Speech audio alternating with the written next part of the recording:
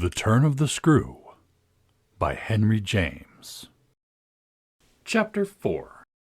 It was not that I didn't wait on this occasion for more, since I was as deeply rooted as shaken.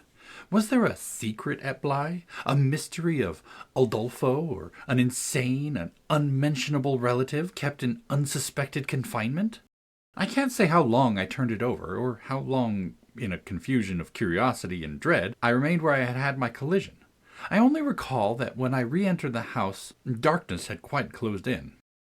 Agitation, in the interval, certainly had held me and driven me, for I must, in circling about the place, have walked 3 miles. But I was to be later on so much more overwhelmed that this mere dawn of alarm was a comparatively human chill. The most singular part of it, in fact, singular as the rest had been, was the part I became, in the hall, aware of in meeting Mrs. Grose. This picture comes back to me in the general train, the impression, as I received it on my return, of the wide white panelled space, bright in the lamplight and with its portraits and red carpet, and of the good, surprised look of my friend, which immediately told me she had missed me. It came to me straightway, under her contract, that, with plain heartiness, mere relieved anxiety at my appearance. She knew nothing whatever that could bear upon the incident I had there ready for her. I had not suspected in advance that her comfortable face would pull me up, and I somehow measured the importance of what I had seen by my thus finding myself hesitate to mention it.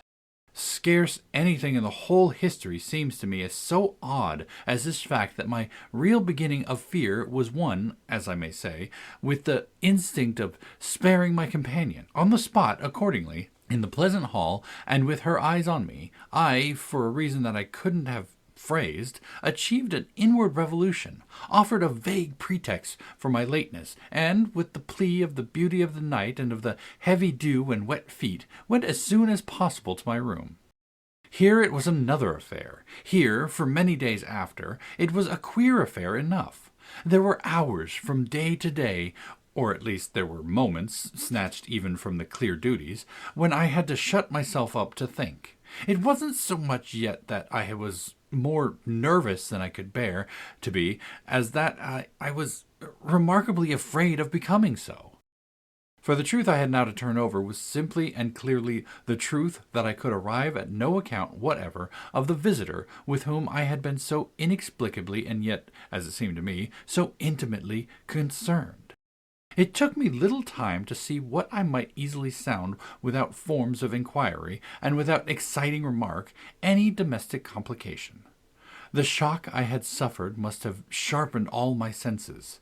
I felt sure at the end of 3 days, and as a result of mere closer attention, that I had not been practised upon by the servants, nor made the object of any game. Of whatever it was that I knew, nothing was known around me. There was but one sane inference. Someone had taken a liberty rather monstrous. That was what, repeatedly, I dipped into my room and locked the door to say to myself. We had been, collectively, subject to an intrusion. Some unscrupulous traveller, curious in old houses, had made his way in unobserved, enjoyed the prospect from the best point of view, and then stolen out as he came. If he had given me such a bold, hard stare, that was but a part of his indiscretion. The good thing, after all, was that we should surely see no more of him. This was not so good a thing, I admit, as not to leave me to judge that what, essentially, made nothing else much signify was simply my charming work. My charming work was just my life with Miles and Flora, and through nothing could I so like it as through feeling that to throw myself into it was to throw myself out of my trouble. The attraction of my small charges was a constant joy, leading me to wonder afresh at the vanity of my original fears, the distaste I had begun by entertaining for the probable grey prose of my office. There was to be no grey prose, it appeared, and no long grind. So how could work not be charming that presented itself as daily beauty? It was all the romance of the nursery and the poetry of the schoolroom. I don't mean by this, of course, that we studied only fiction and verse. I mean that I can express no otherwise the sort of interest my companions inspired. How can I describe that except by saying that instead of growing deadly used to them, and it's a marvel for a governess, I call the sisterhood to witness, I made constant, fresh discoveries. There was one direction, assuredly, in which these discoveries stopped. Deep obscurity continued to cover the region of the boy's conduct at school.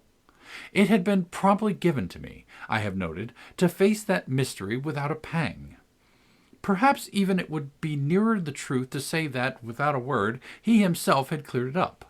He had made the whole charge absurd. My conclusion bloomed there with the real rose flush of his innocence. He was only too fine and fair for the little horrid unclean school world, and he had paid a price for it.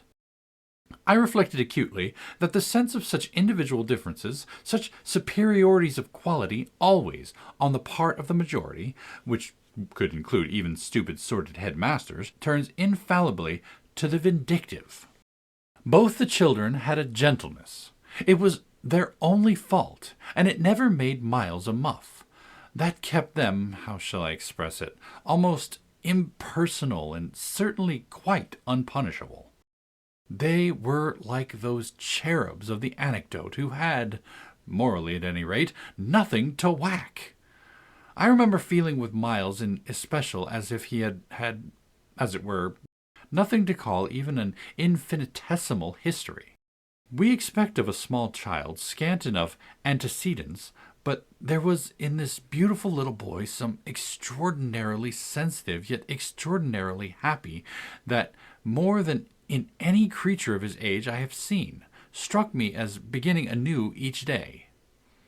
He had never for a second suffered. I took this as a direct disproof of his having really been chastised. If he had been wicked, he would have caught it, and I should have caught it by the rebound. I should have found the trace, should have felt the wound and the dishonor. I could reconstitute nothing at all, and he was therefore an angel. He never spoke of his school, never mentioned a comrade or a master, and I, for my part, was quite too much disgusted to allude to them. Of course, I was under the spell, and the wonderful part is that, even at the time, I perfectly knew I was. But I gave myself up to it. It was an antidote to any pain, and I had more pains than one. I was in receipt in these days of disturbing letters from home, where things were not going well. But with this joy of my children, what things in the world mattered? That was the question I used to put to my scrappy retirements. I was dazzled by their loveliness. There was a Sunday, to get on, when it rained with such force and for so many hours that there could be no procession to church. In consequence of which, as the day declined, I had arranged with Mrs. Grose that, should the evening show improvement, we would attend together the late service. The rain happily stopped, and I prepared for our walk, which, through the park and by the good road to the village, would be a matter of 20 minutes. Coming downstairs to meet my colleague in the hall, I remembered a pair of gloves that had required 3 stitches, and that had received them, with a publicity perhaps not edifying, while I sat with the children at their tea, served on Sundays, by exception, in that cold, clean temple of mahogany and brass, the grown-up dining-room. The gloves had been dropped there, and I turned in to recover them.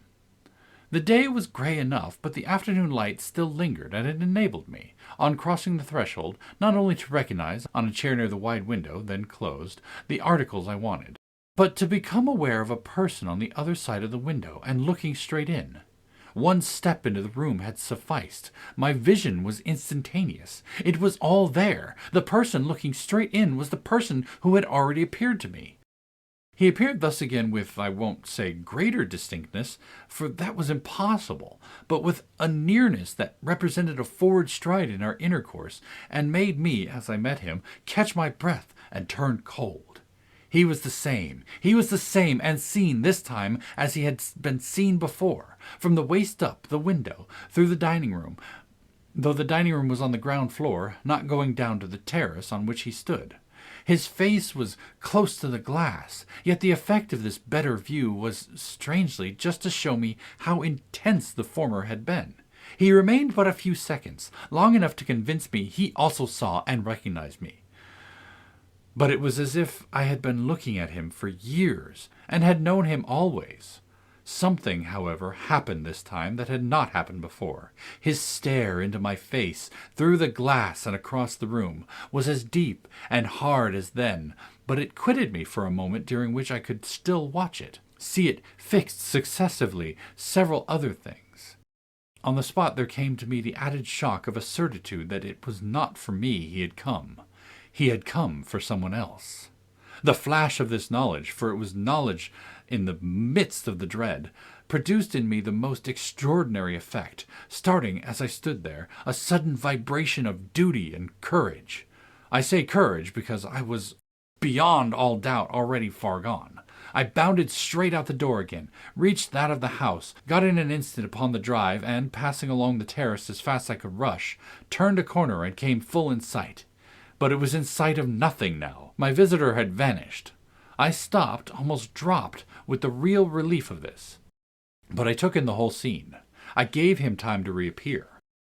I call it time, but how long was it? I can't speak to the purpose today of the duration of these things. That kind of measure must have left me. They couldn't have lasted as they actually appeared to me to last. The terrace and the whole place, the lawn and the garden beyond it, all I could see of the park, were empty with a great emptiness. There were shrubberies and big trees, but I remember the clear assurance I felt that none of them concealed him. He was there or he was not there if I didn't see him. I got hold of this, then, instinctively, instead of returning as I had come, went to the window. It was confusedly present to me that I ought to place myself where he had stood. I did so. I applied my face to the pane and looked, as he had looked, into the room. As if, at this moment, to show me exactly what his range had been, Mrs. Grose, as I had done for himself just before, came into the hall. With this I had the full image of a repetition of what had already occurred. She saw me, as I had seen my own visitant. She pulled up short, as I had done. I gave her something of a shock that I had received. She turned white, and with this made me ask myself if I had blanched as much. She stared, in short, and retreated just on my lines, and I knew she had then passed out and come round to me, and that I should presently meet her. I remained where I was, and while I waited I thought of more things than one. But there's only one I take space to mention. I wondered why she should be scared. End of chapter 4.